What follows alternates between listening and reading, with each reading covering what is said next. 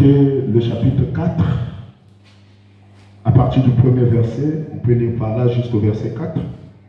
2 Timothée, le chapitre 4, le verset 1er jusqu'au verset 4.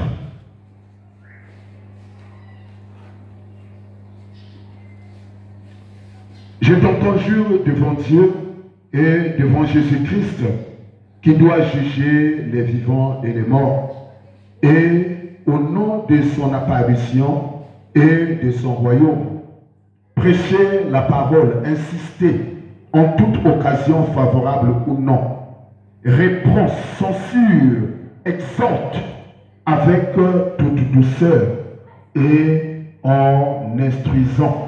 Car il viendra un temps où les hommes ne supporteront pas la sainte doctrine, mais ayant la démangeaison, les démangeaisons d'entendre les choses agréables, ils se donneront une foule de docteurs selon leurs propres désirs.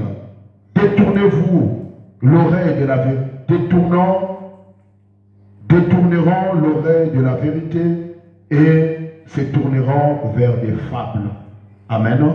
Prenons encore dans le livre de Jean. Prenons Jean au chapitre 5, le verset 28 à 29. Ne vous étonnez pas de cela, car l'heure vient où tous ceux qui sont dans les sépulcres entendront la voix et en sortiront.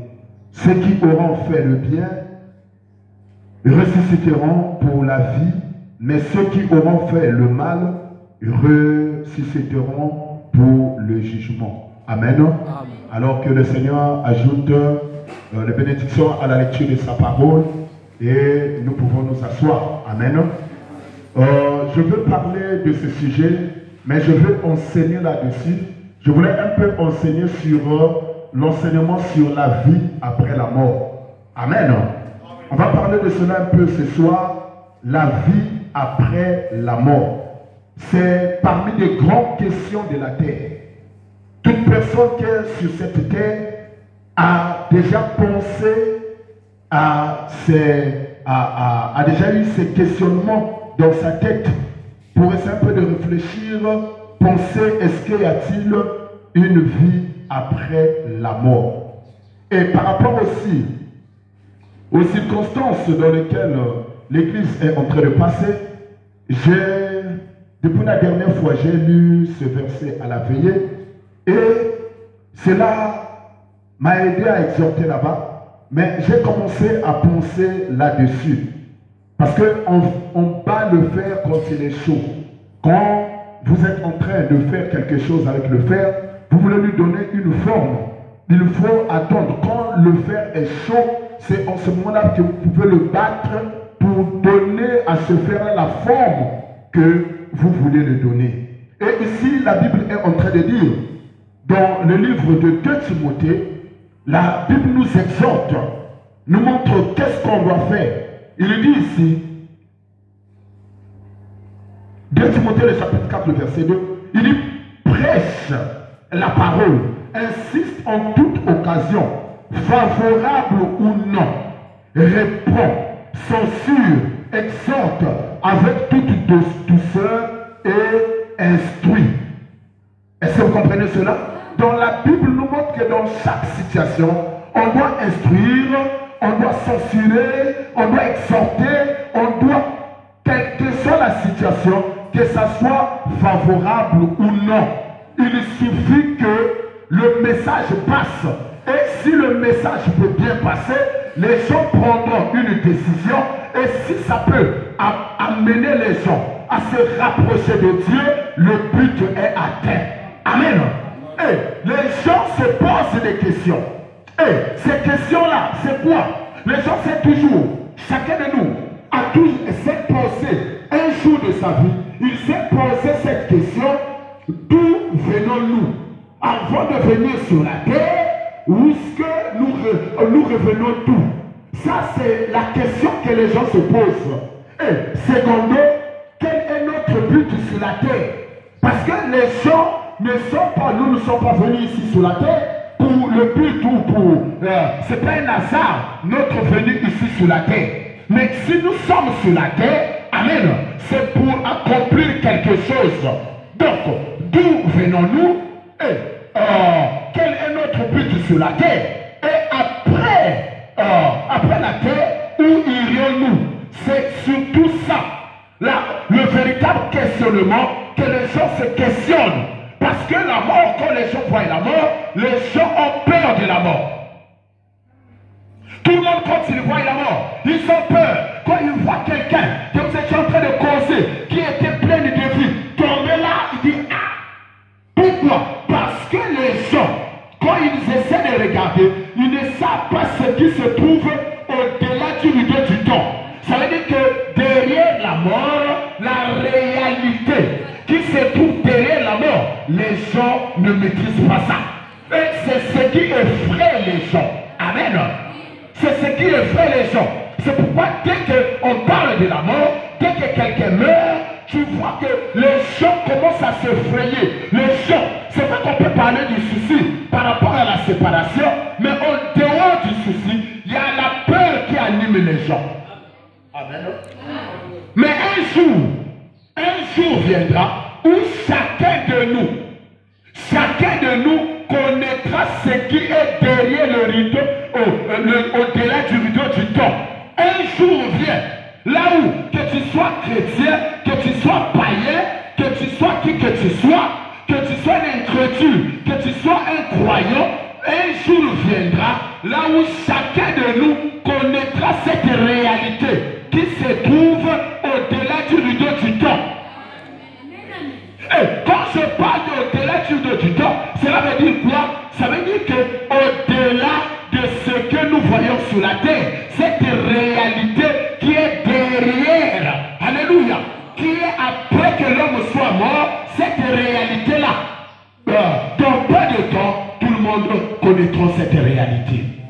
C'est pourquoi, ici dans la Bible, dans le livre de Jean au chapitre 5, là où nous avons lu, amen, la Bible est en train de dire au verset, Jean 5, le verset 28, la Bible dit, ne vous étonnez pas de cela, car l'heure vient où tous ceux qui sont dans les sépulcres entendront la voix. Amen. Entendront sa voix et en sortiront. Ceux qui auront fait le bien ressusciteront pour la vie, mais ceux qui auront fait le mal ressusciteront pour le jugement. Tu dois écouter un peu la main. Ceux qui auront fait le bien ressusciteront pour la vie, mais ceux qui auront fait le mal, ils vont ressusciter pour la damnation, pour l'enfer. Est-ce que vous comprenez cela? Et c'est la Bible qui le dit. Oh, la Bible, c'est la parole de Dieu, c'est ce qui est exact. Si la Bible dit quelque chose, ça veut dire que cette chose-là existe et c'est la vérité. C'est pour cela on doit prendre des choses très très au sérieux parce qu'il y a un enfer à éviter et il y a un ciel à gagner. Est-ce que quelqu'un peut me dire un amen? Est-ce que quelqu'un peut me dire un amen? Nous voyons des incrédules qui disent non, il n'y a pas une réalité après la mort. Quand quelqu'un meurt, c'est fini, c'est fini. La mort n'est pas une fin en soi. La mort, c'est le début de quelque chose de plus grand. Parce que quand vous êtes sous la terre, nous sommes dans un corps de chair. Et ce corps-ci est limité. Ce corps-ci ne peut pas se déplacer à la vitesse de la pensée. Ce corps-ci, il y a de ces choses qu'il ne peut pas faire. Ça veut dire que le corps est limité. Mais quand tu meurs, en réalité, c'est la chair qui tombe. Et une fois que la chair tombe, ton esprit devient libre. Libre de faire plus de mouvements que ce que tu étais en train de faire quand tu étais sous la terre. Mais il y a un problème. Le problème ici, c'est que les réalités sont multiples. Ou je peux dire, il y a deux réalités après la mort. Il y a la réalité de ceux-là qui ont accepté le Seigneur et il y a la réalité de ceux-là qui n'ont pas accepté le Seigneur, qui n'ont pas cru à sa parole. Et Et nous voyons aujourd'hui, même les gens qui viennent dans les églises, ils viennent, le but c'est quoi? On prie pour nous, la bénédiction, que nous n'apportons, que j'aille en Europe, comment on appelle, que j'ai beaucoup d'argent, que je puisse me marier, que je puisse faire ceci, cela, comment on appelle, l'évangile social, qu'on puisse parler des mariages, des vies de couple, de ceci, de cela. Tout ça c'est très bien, c'est pas mauvais. C'est même la parole. Mais sauf qu'il y a ce qu'on appelle la chose essentielle. Et la chose essentielle, c'est la vie après la mort. C'est ça qui est la chose essentielle. Pour une personne qui va en forêt, pour aller faire la chasse, une fois qu'il va en forêt, le but est d'aller en forêt pour la chasse, pour aller faire la chasse. Le but c'est quoi? Avoir du gibier, non? Maintenant, quand tu vas pour aller pour chasser le gibier, tu arrives là-bas, au lieu d'aller chasser, tu prends un peu de bois, tu bois, tu mets, tu viens un peu là, comment on appelle, tu vois un peu les gombos là, tu prends, tu vois, et puis tu es revenu. Est-ce que ton but est à terre? Le but n'est pas à terre. Parce que ton but, ce n'était pas pour aller chercher du bois. Tu étais parti pour chercher le gibier, n'est-ce pas? N'est-ce pas ça? Mais une fois que tu as le gibier, tu peux prendre du bois, tu mets un pas à côté. Tu peux prendre un peu de gombo, tu mets un pas à côté. Tu vois un peu quelque chose seulement, tu mets à côté. Quand tu arrives à la maison, tu peux préparer. Quand tu arrives, tu peux dire que le but a été atteint parce que tu as eu du gibier. La même chose avec une personne qui va à la pêche. Tu arrives à la pêche, tu dois pêcher les poissons. Une fois que tu as eu les poissons, pour préparer ces poissons-là, tu peux avoir du bois, tu peux avoir ceci, tu peux avoir cela. Et quand tu viens à la maison, tu peux dire que le but est atteint, n'est-ce pas? C'est la même chose quand nous venons à l'église. Nous venons à l'église pour recevoir la vie éternelle. Alléluia. Pour avoir la vie après la mort. En fait, c'est ça la chose la plus essentielle. Une fois que tu as obtenu cela, amen, tu es malade, on prie pour toi, tu reçois la guérison. Ça, c'est comme du bois qui accompagne, alléluia, ce gibier-là. Parce que le prophète dit que la guérison divine, c'est un acompte. C'est le prémisse, le miracle, c'est un acompte pour montrer que notre Dieu est réel. Le Dieu que nous prions, c'est un véritable vrai Dieu. Et il nous montre que ce qu'il a dit dans sa parole est la vérité. Si Dieu peut guérir quelqu'un, si Dieu peut ressusciter quelqu'un, si Dieu peut bénir quelqu'un, cela nous montre que Dieu il est réel. Et s'il est réel et qu'il nous a donné la promesse pour la guérison, pour la bénédiction, pour ceci, cela, et qu'il a honoré cela, il va honorer de nous ressusciter après que nous allons quitter la terre. Est-ce que quelqu'un peut me dire un amen? Est-ce que quelqu'un peut me dire un amen? Job, un jour, alors qu'il était dans le malheur, il était dans des soucis. Job, alléluia. Job a dit que même si les vers de terre peuvent ranger mon corps, mais je sais que mon rédempteur est vivant. Alléluia. Je sais que mon rédempteur est vivant. Et un jour, je le verrai face à face. Alléluia. Il dit un jour, je le verrai. Mais Job était confiant. Alléluia. Job était confiant. Il savait qu'il y a la seconde venue qui est là. Alléluia. Il y a une seconde venue. Donc, même si toutes ces choses peuvent arriver, un jour, je ressusciterai. Pendant que dans le livre de Job, au chapitre 14, j'ai dit que je vais enseigner. C'est vrai que l'esprit est en train d'aller un peu chaud, mais je voulais bien qu'il aille un peu doucement. Parce que parfois, quand on est chaud, on perd certaines choses en route. Job, le chapitre 14, le verset 14, ça c'est Job qui dit. Il dit, si l'homme, une fois mort, pouvait revivre, j'aurais de l'espoir tout le temps de mes souffrances. jusqu'à ce que mon état vienne à changer. Alléluia. Job dans sa souffrance, Job dans la difficulté, Job dans l'adversité. Qu'est-ce qu'il voulait? Il voulait avoir l'assurance. Alléluia. L'assurance qu'il y a une vie après la mort. Parce que Job, lui, il observait les lois de Dieu. Job servait Dieu. Alléluia. Mais Job, au temps de Job, la vérité n'était pas comme aujourd'hui. C'est aujourd'hui que nous avons toute la parole. Mais au temps de Job, il n'y avait même pas la Bible. Bien que Job n'avait pas la Bible, mais il avait une certitude qu'un jour, il verra Dieu. Un jour, il va ressusciter. Et Job savait qu'il y a une vie après la mort. Parce que Job a commencé à se questionner. Il a dit oh l'arbre, quand on la coupe, alléluia, quelques temps plus tard, l'arbre pousse encore. Il dit mais qu'en est-il de l'homme? Alléluia.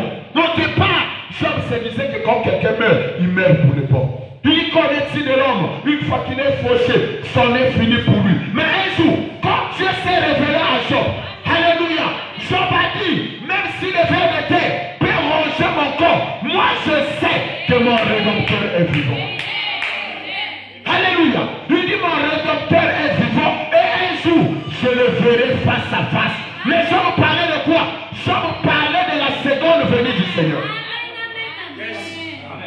Est-ce que quelqu'un peut me dire un amen? Job parlait de la seconde venue du Seigneur parce que Job savait qu'il y a une seconde venue. Et quand Jésus viendra dans sa seconde venue, je ressusciterai. Et je le verrai face à face. Job, alléluia. Oh, lisez un peu Job. Lisez un peu Job. Il est ici. Si l'homme, une fois mort, pouvait revivre, j'aurais de l'espoir tout le temps de mes souffrances. Jusqu'à ce que mon état vienne à changer. Tu appellerais alors, je te répondrai.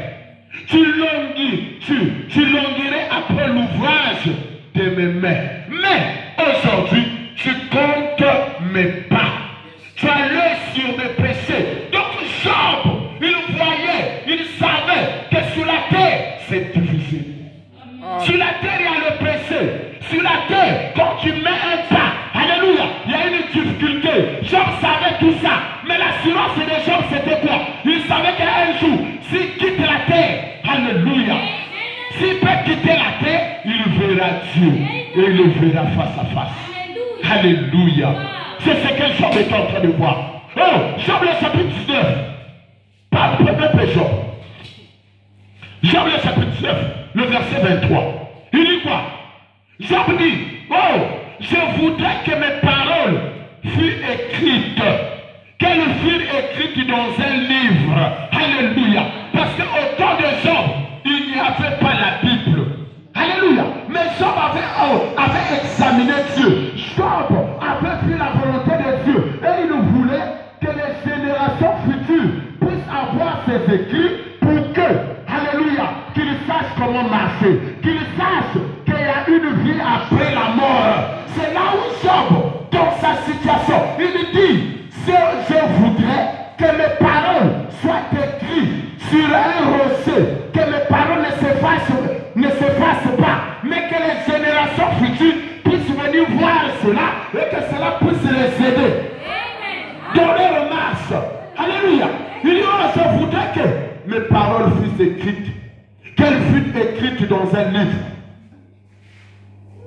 Je voudrais qu'avec un burin de fer, avec du plomb, elles furent pour toujours gravées sur le roc. Alléluia. Gravées sur le roc. Oh Job, ne t'en fais pas, on a reçu ça. Mais je sais que mon Rédempteur est vivant. Et qu'il s'élèvera le dernier sur la terre. Quand ma peau sera détruite, il s'élèvera. Quand je n'aurai plus de la chair, je verrai Dieu. Alléluia. Même si le ver de terre peut bouffer mon corps, même si je peux mourir, je deviens juste les os sur la peau. Je me foutais de ça. Mais il disait que je sais un jour, je verrai Dieu. Alléluia. Je le verrai face à face. Et c'était l'assurance de Job. Alléluia. Alléluia. Job savait qu'un jour, il va voir le Seigneur Jésus-Christ. Et quand il verra le Seigneur, alléluia, ce jour-là, ça sera un jour de bonheur. Ça sera un jour merveilleux. Alléluia. Je pouvais dire, oh, si le frère de quel peut bouffer mon corps, même si. Mais il avait de l'assurance. Qu'est-ce que nous remarquons aujourd'hui? Les gens, qu'est-ce qui amène les gens? Aujourd'hui, ils sont zélés. Demain, ils ne sont plus zélés. À cause d'une certaine difficulté. Alléluia. Il a manqué l'examen. Il dit, je ne vais plus prier. Oh non, je ne vais plus aller à l'église. Il va rester pendant longtemps. Après, il revient. Qu'est-ce qui se passe? Des gens qui n'ont pas de position. Il manque le travail. Alléluia. Comme les païens, ils ont eu le travail. Moi qui suis fils de Dieu, mais je n'ai pas de... Donc Dieu n'existe pas. La récompense, notre récompense, ce n'est pas le travail. Bien, bien. Notre récompense, ce n'est pas l'examen. Notre récompense, ce n'est pas le mariage. Alléluia. Tu peux avoir le mariage aujourd'hui. Tu peux avoir l'examen aujourd'hui. Tu peux avoir le travail aujourd'hui. Dès que tu en trouves, tu meurs. Alors à quoi servirait-il à un homme? Alléluia.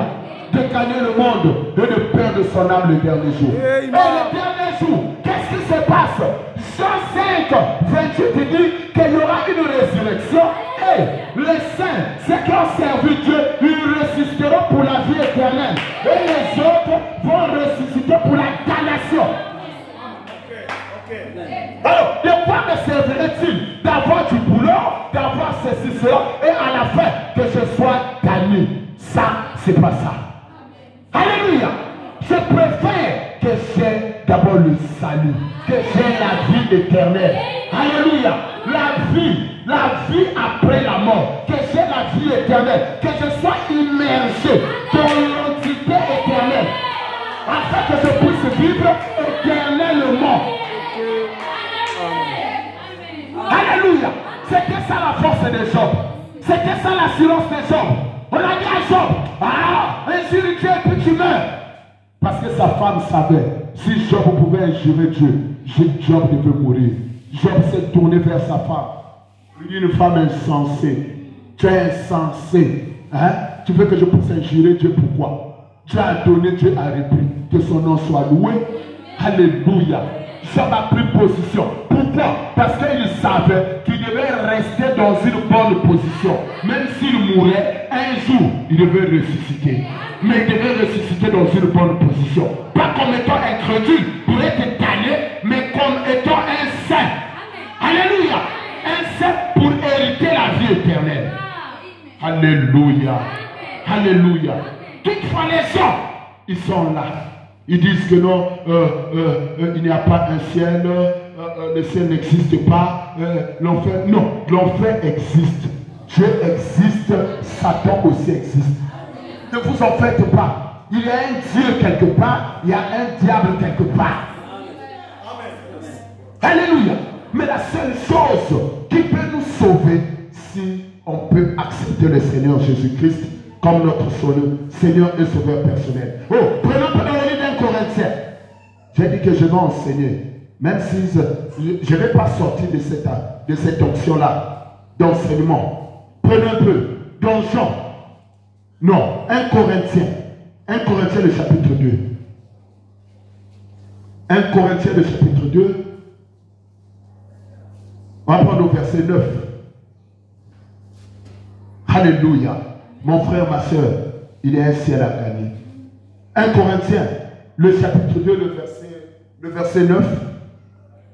Écoutez ce que la Bible nous dit ici, là, dans le livre d'1 Corinthiens. La Bible dit ici, il dit, mais comme il est écrit, ce sont les choses que l'œil n'a point vues, que l'oreille n'a point entendues, et qui ne sont point montées au cœur de l'homme. Les choses que Dieu a préparées pour ceux qui l'aiment. Alléluia. Ces choses dont nous parlons ici, ce ne sont pas des choses qui sont disposées à tout le monde. Disposées à tout le monde. Non. L'incrédule ne croira jamais ça. Pour l'incrédule, il ne croit que ce qu'il voit. Cette église, nous sommes l'église de la foi. Et la parole nous dit que tout ce que nous voyons, alléluia, ce n'est pas la foi. Ce sont des choses physiques. Alléluia. Mais nous croyons au-delà de ce que nous voyons. Autre incrédule ne croit que ce qu'il voit. Quand il voit quelqu'un tomber, on est parti l'enterrer, il dit alors, c'en est fini pour lui. Il ne peut pas croire aux choses qui est au-delà de ce qu'il voit. Amen. Mais nous sommes des chrétiens. Nous savons qu'il y a une réalité après la mort. Et nous croyons à l'invisible parce que nous sommes les invisibles. Alléluia. Et dans ce monde invisible, nous savons qu'il y a une réalité. Il y a un ciel. Alléluia. Il y a au-delà du rideau qui tombe, sous l'autel, là où les gens qui meurent peuvent aller là-bas. Alléluia. Et vivre une vie plus merveilleuse que cette vie que nous vivons ici. Mais tu dois être un croyant pour croire ça. Ce sont des choses, alléluia, que l'œil de l'homme n'a jamais vu, que les oreilles n'ont pas entendu, qui n'est jamais monté dans la pensée de l'homme. Et imaginez ça, l'homme physique ne peut jamais imaginer ça. Il ne peut jamais croire ça. Mais nous sommes des chrétiens. Nous sommes des gens qui croient à l'invisible. Alléluia. Et cette réalité est tellement grande, alléluia, est tellement glorieux que les gens même dans leur tête, ils n'arrivent pas à penser ça. Ils n'arrivent pas à concevoir ça. Mais nous, on vit pour ça. Amen. Alléluia. Notre esprit ne peut saisir à quel point le ciel sera glorieux. Et il ne peut non plus saisir les horreurs de l'enfer. Jésus nous a dit que l'enfer est si horrible qu'il faudra mieux pour nous de couper un membre de notre corps que de prendre le risque d'aller dans cet endroit horrible, à savoir l'enfer. Alléluia. Il y a un ciel à gagner et il y a un enfer à éviter. Et le ciel est glorieux. Si tu rentres dans ce lieu-là, c'est un lieu de beauté, c'est un lieu merveilleux. Et chaque jour de notre vie, on doit combattre pour arriver à ce lieu-là. Pour arriver dans ce lieu de beauté. Alléluia. On doit combattre pour ça. Et nous devons éviter d'aller en enfer. Parce que l'enfer, c'est un lieu horrible. Alléluia. Il est mieux quand on coupe la main. Alléluia. Quand on prend un moteur, on t'enchaîne avec les chaînes. On prend ce moteur-là, on te jette dans l'eau. Même si tu peux mourir. Alléluia. Si tu peux te retrouver au ciel, tant mieux. Que de vivre pendant 150 ans, pendant 180 ans, bien qu'aujourd'hui les gens ne peuvent vivre jusqu'à cet âge-là. Mais à la fin, aller en enfer. Alléluia. Oh, lisons un peu ça avec la Bible. Prenons la Bible. Prenons un peu dans le livre de Marc. Marc au chapitre 9. Alléluia. Marc le chapitre 9. On va prendre un peu dans Marc le chapitre 9. Le verset 43. Ces choses, ce ne sont pas des choses fabriquées à toutes pièces. Mais c'est la Bible. Alléluia. Et si c'est la Bible, si je suis en train de vous répéter cela, c'est afin que chacun puisse prendre une position. Que chacun comprenne que ce ne sont pas les pensées d'un pasteur ou les pensées d'un homme, mais c'est la pensée de Dieu lui-même. Alléluia. C'est la réalité de Dieu. Je ne dis même pas penser, je préfère prendre une réalité. Que chacun comprenne que c'est la réalité de Dieu et cela est inévitable. Que c'est une vérité. Il dit ici, si ta main est pour toi une occasion de chute, coupe-la. Alléluia. Mieux vaut pour toi d'entrer manchot dans la vie que d'avoir les deux mains et d'aller dans la gemme, ça veut dire enfer, dans le feu qui ne s'éteint point. Si ton pied est pour toi une occasion de chute, coupe-le. Mieux vaut pour toi d'entrer boiter dans la vie que d'avoir les deux pieds et être jeté dans la gemme, dans le feu qui ne s'éteint point. Et si ton œil est pour toi une occasion de chute, arrache-le. Mieux vaut pour toi d'entrer dans le royaume de Dieu, n'ayant qu'un œil que d'avoir deux yeux et d'être jeté dans la gemme, où leur verre ne meurt point et où le feu ne s'éteigne point. Car tout homme sera salé de feu. Le sel est une bonne chose. Mais si le sel devient sans saveur, avec quoi l'assainissez-vous? Ayez du sel en vous-même et soyez en paix les uns avec les autres. Alléluia. Mon frère, ma soeur, la négligence, si tu trouves que la négligence t'amène à t'éloigner de Dieu, alléluia, alléluia, ressaisis-toi. Le sommeil, nous voyons des gens qui dorment comme des cochons. L'heure de culte matinal est là, mais il ne veut pas se réveiller. Si ce n'est que pour le sommeil, moi je préfère couper le sommeil, que je sois dans la chaleur. Alléluia. Que je sois dans la chaleur de la parole, la chaleur de la prière, parce que cette chaleur va me préserver de Satan, le diable et de ses démons. Parce que le péché, qu'est-ce qui amène les gens plus dans le péché? Si tu commences, tu n'as plus de zèle, tu es là tout le temps à la maison, tu es là à la télévision et tout, ça va t'amener quoi? Ça va t'amener la vie du péché. Tu peux venir à l'église, mais s'il n'y a pas la prière, ça ne marchera pas. Les deux choses doivent aller à la fois, et la parole et la vie de la prière. Frère Branham dit que la prière change les choses. Alléluia.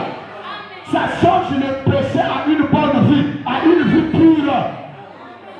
Dites-moi un amen. Dites-moi un amen. Je préfère moi Nassir Maïma. Je préfère miser sur quelqu'un qui a ses fautes, mais qui se bat à venir au Seigneur, qui implore la miséricorde de Dieu, qui écoute la parole. Je préfère miser sur cette personne-là qu'un jour, je vais le retrouver au ciel, que de miser sur quelqu'un qui vit une vie droite, qui ne prie pas, qui ne connaît pas notre Seigneur Jésus-Christ. Je ne peux pas miser sur lui. Vous allez me dire, mais comment? Mais lui, il a déjà une bonne vie. La bonne vie, ce n'est pas ça qui va te sauver. Il n'y a que Jésus-Christ qui peut te sauver. Dites-moi l'amen. Mais si quand tu es en Christ, tu sens qu'il y a quelque chose qui te retient vers le bas. Alléluia. Il est mieux que tu coupes ta main.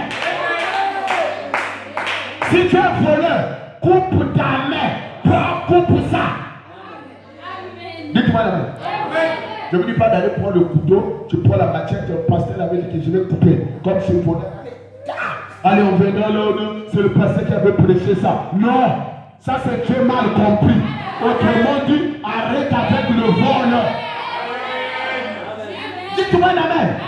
Si tu as de la convoitise, un bien-aimé qui reste au coin de la rue, qui regarde les femmes qui passent avec les amis, il est là fait de commentaires. Quand il voit une femme qui passe là, un peu, comme on appelle, cintré là et tout, il regarde du haut. Mais ça c'est Peugeot 700, comment on appelle le Peugeot 607. Ça c'est un 607 qui passe. Ça c'est bien aimé. Mais une fois, il voit une soeur qui a un bon derrière là qui passe là. Le bébé regarde là, il dit oh ça c'est un Prado. Ça dit ça là c'est un V8. Bien aimé il est là. C'est ce là, c'est l'esprit de la convoitise. Quand il voit une soeur quand même qui passe, une femme qui est un peu moyenne là, il dit ça c'est un Afghan. Donc tu es resté là, au lieu de prendre ta Bible, de lire ta Bible ou de prier, tu es là seulement à regarder les femmes et de donner chaque femme le nom de voiture. Ou le nom des animaux. Non, ça c'est la gazette. Ça c'est la gazette. Ça, allez, quand l'autre passe, il regarde là. Donc c'est le nom que tu donnes. Qu'est-ce qui se passe? On est tes yeux là. Tu dois les arracher. Dites-moi un amen. Tu dois les arracher. Tu dois arracher tes yeux. Demande à Dieu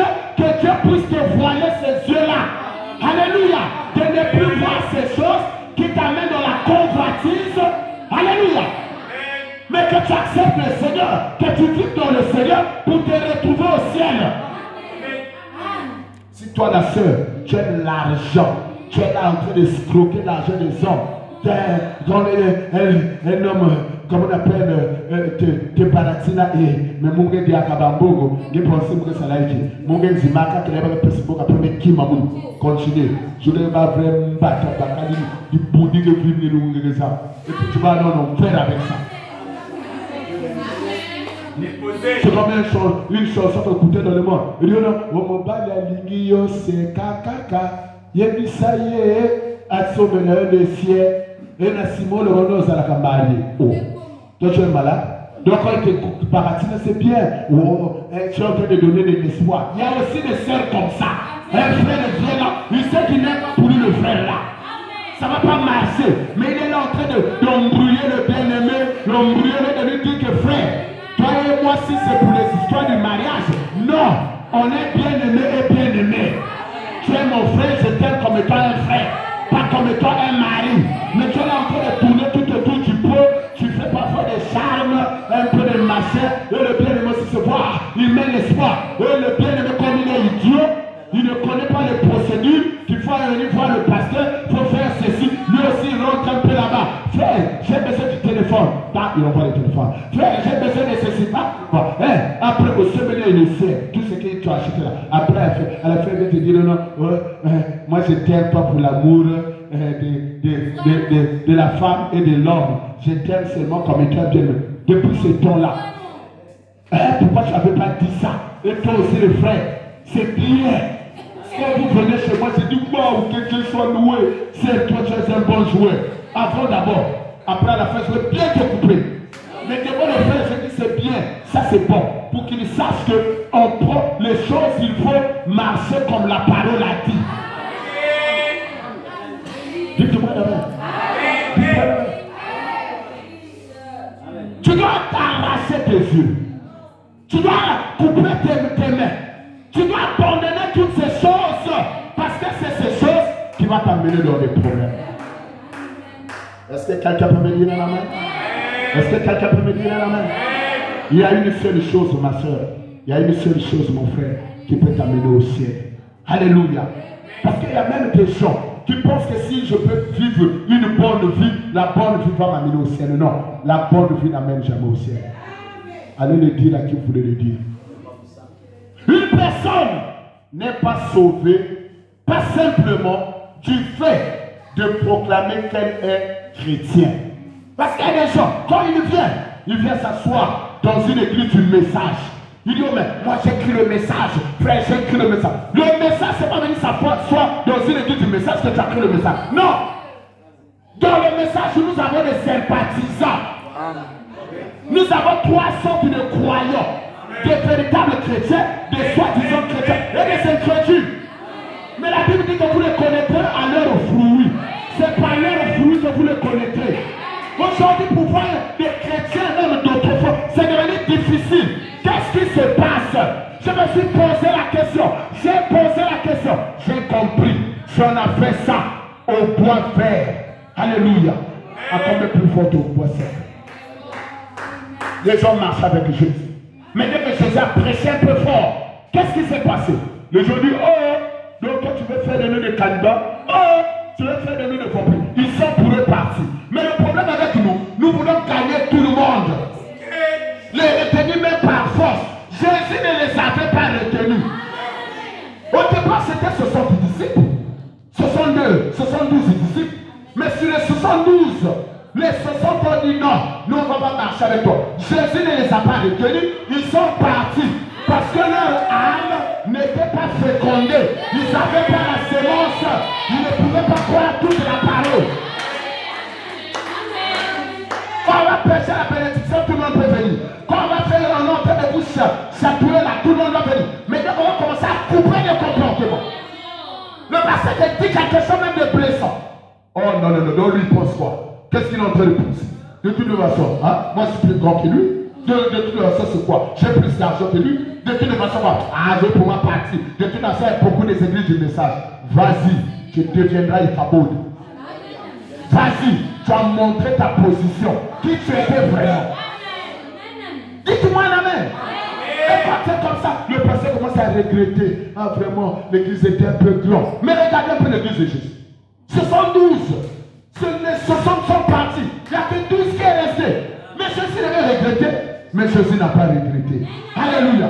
Il s'est même tourné sur les 12 qui étaient restés. Il dit, mais vous, qu'est-ce que vous attendez? Vous aussi partez. Mais, partez. Pierre a pris la parole. Il dit, à qui d'autre irais-je si ce n'est pas toi qui as les paroles de la vie? Alléluia. C'est lui qui est destiné pour la parole. Il va croire la parole. C'est que Jésus a vécu. Nous aussi on va vivre ça. Qu'on en veuille ou pas, ça va arriver. Cette église, il y a beaucoup de frères, de ceux que je vois dans un pasteur, ils ne sont plus de nôtres. Ça me fait ni chaud ni froid. Parce que je sais qu'ils n'étaient pas les nôtres au début commencer. Amen. La Bible a dit, s'ils sont partis parce qu'ils ne sont pas de nôtres, ceux qui sont de nôtres resteront. Et on ira avec eux jusqu'au ciel. Ceux qui ne sont pas de nôtres, ils vont repartir dans le monde. Parce qu'en eux, ils ne savaient pas la semence de Dieu. Mais ils peuvent te témoigner. Comme un frère que j'ai vu, il me dit quand j'étais dans le message, il dit comment on appelle, je vivais pas ce que je vis là. Mais aujourd'hui, hein, il voit un certain monsieur, je crois, comment on appelle, Paul, je ne sais pas qui là. Et il sait, je ne sais pas si c'est un chinois, côté chinois, je ne sais pas quoi là. Et il voit des prédications à l'internet, machin tout. Je dis, oh, mais moi quand je te regarde, frère, je me dis que rien qu'en te regardant, Dieu est en train de me dire que toi là, tu es descendu très bas. Lui-même me dit non. Hein? Quand j'étais dans le message là, hein? Votre message là de condamnation, machin tout. Mais le ministère de je ne sais pas qui là, c'est un ministère de la grâce. La véritable grâce, c'est ce que Branham a prêché. Vous pensez que le grâce là, je ne comprenais pas. On essaie de converser là. J'ai trouvé que ce qu'il était en train de dire, c'était comme si un peu. J'ai dit, bon, pas pour toi. Il est parti. Un jour, alors que j'étais en train de marcher là, je l'ai vu. Il était là assis avec beaucoup de bouteilles, de bière, avec des amis et tout. Et il m'a vu. Il m'a même appelé. Ah, pasteur Sir. Bonjour, pasteur Sir. Je l'ai regardé se montrer comme ça. Je suis parti. J'ai dit merci Seigneur de ce que tu m'as montré. Quel genre de grâce il parlait. Hein? Quelle sorte de grâce?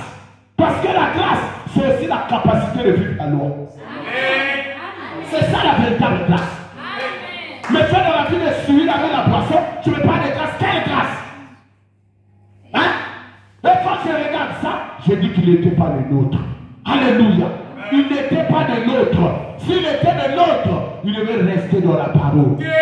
Parce qu'un poisson reste toujours dans l'eau. Et nous sommes des poissons dans l'eau. Nous sommes des chrétiens qui sont dans la parole. Parce que c'est la parole qui nous sort. Le ciel et la terre passera, mais la parole ne passera jamais.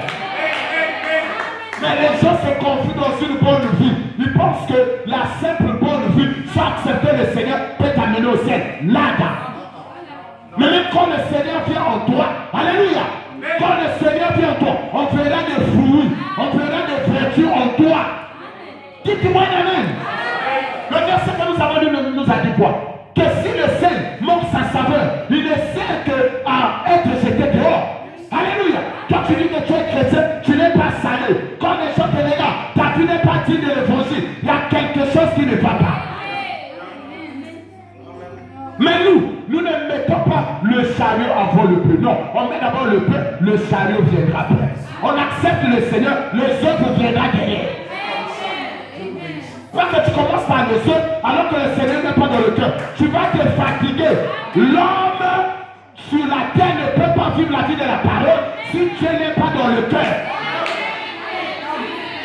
C'est impossible. Alléluia.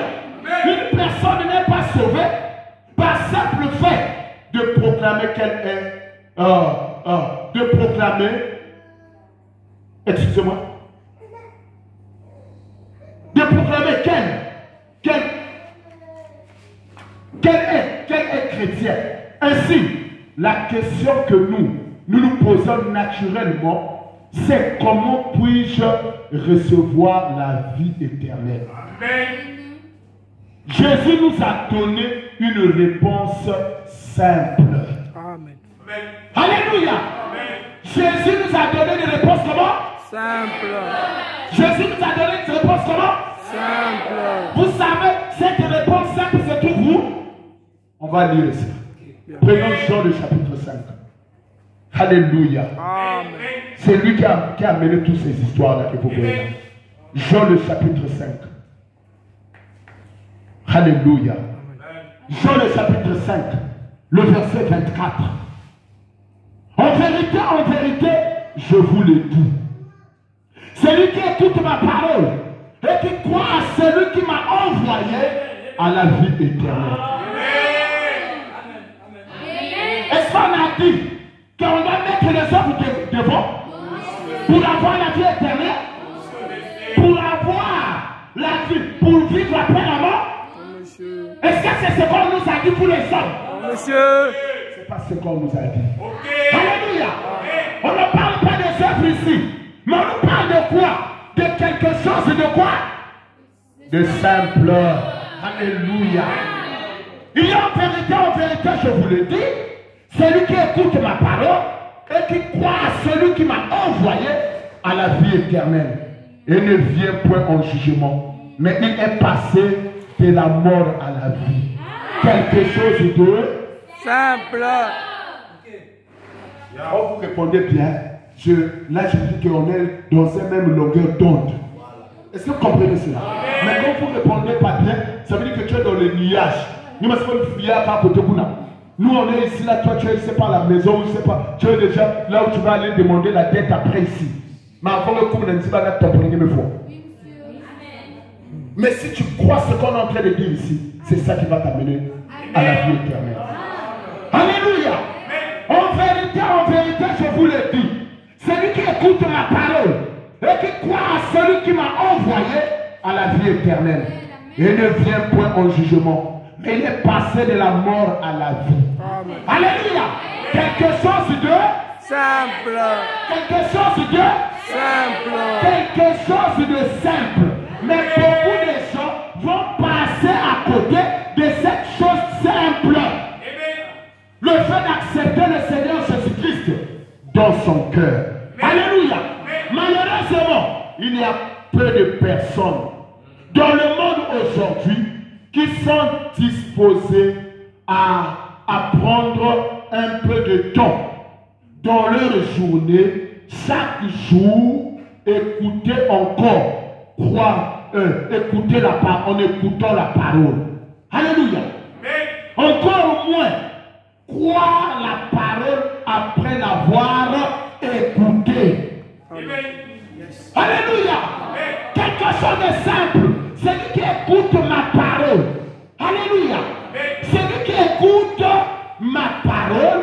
J'ai dit, celui qui écoute ma parole et qui croit à celui qui m'a envoyé à la vie éternelle et ne vient point en jugement. Quelque chose de simple. Quelque chose de très simple.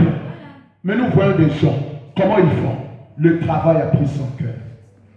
Alléluia. Alléluia. Il y a un chant que les dénominations chantaient là. Là, j'écoute plus ça souvent. On dit, le travail a pris son cœur, hélas. La vie du monde a pris son cœur, hélas. Et la femme a pris son cœur, le mari a pris son cœur. Et il ne veut même plus louer le Seigneur, son Dieu. Vous connaissez la chanson là, non? Je te loue, je te loue. C'est une chanson qu'on chantait avant. Hein? Donc aujourd'hui, qu'est-ce qui se passe? Les gens sont trop saturés.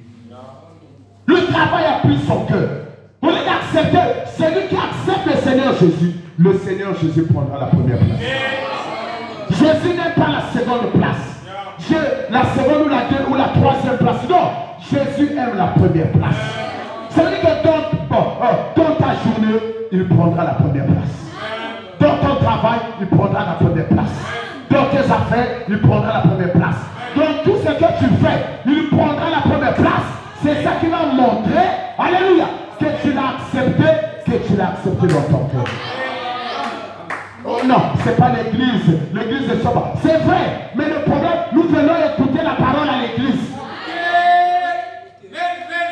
Et les gens n'arrivent pas à disposer un peu de temps pour venir écouter la parole. Alléluia. Pour venir écouter la parole. Encore moins vivre cette parole même quand vous les écoutez. Une fois que la parole a été prêchée, les gens disent Amen. Dès qu'il sort, au lieu d'observer cette parole, il commence à faire n'importe quoi. Cela montre quoi? Que tu n'as pas accepté le Seigneur Jésus-Christ. Dites-moi Amen. Dites-moi Amen. Alléluia. Il dit, les gens n'arrivent pas à disposer ou à prendre un peu de temps dans leur journée chargée pour écouter encore, croire la parole. Encore moins, alléluia, vivre cette parole. Les églises nous ont enseigné que pour aller au ciel, nous devons être des bonnes personnes. Être dispo, être positif, ne pas mentir, tricher ou voler. Ces églises ne comprennent pas que l'enfer sera rempli des gens qui semblent mener une bonne vie. Alléluia. Amen. La réalité est que ce ne sont ni vos bonnes œuvres, ni notre apparence à une certaine église qui nous amèneront au ciel. Il n'y a qu'un seul chemin qui amène à la vie éternelle. Jésus-Christ. Il nous a ordonné de croire sa parole. Vous voyez que la parole est toujours au centre. Est-ce que vous comprenez cela? La parole est toujours au centre. Il dit qu'il nous a ordonné de croire sa parole. Il nous a ordonné de faire quoi? Croire sa parole. Et croire la parole, c'est vivre la parole. Alléluia. Ce n'est pas le fait de venir dans une église, ton appartenance à une église. Hein? Au nom de notre église, on a des carnets, là on doit payer chaque fin du mois, là on doit payer chaque trimestre. Dans la Bible, ça n'existe pas. Donc quand tu vas mourir, hein, quand tu vas aller au ciel, tu vas regarder le carnet. Il n'y a rien de ça dans la Bible. Dans la Bible, si tu veux être sauvé, si tu veux vivre après la mort, tu dois accepter le Seigneur Jésus-Christ par une nouvelle naissance, être baptisé du Saint-Esprit. Dites-moi Amen. Tu dois accepter le Seigneur en faisant quoi? En vivant sa parole. Alléluia. Alléluia. J'ai écrit ça. Je n'ai pas voulu citer ça, mais j'ai voulu. C'est un enseignement, j'ai dit. J'ai voulu que cela pénètre dans le cœur des gens. C'est pourquoi vous voyez que je suis en train de lire. Il dit, malheureusement, il y a très peu de personnes dans le monde aujourd'hui qui sont disposées à prendre un peu de temps de leur journée chargée pour écouter, encore moins croire la parole après l'avoir entendue. Les églises nous enseignent que pour aller au ciel, nous devons être des bonnes personnes, être positifs, ne pas mentir, tricher ou voler. Ces églises ne comprennent pas que l'enfer sera rempli de gens qui semblent mener une bonne vie.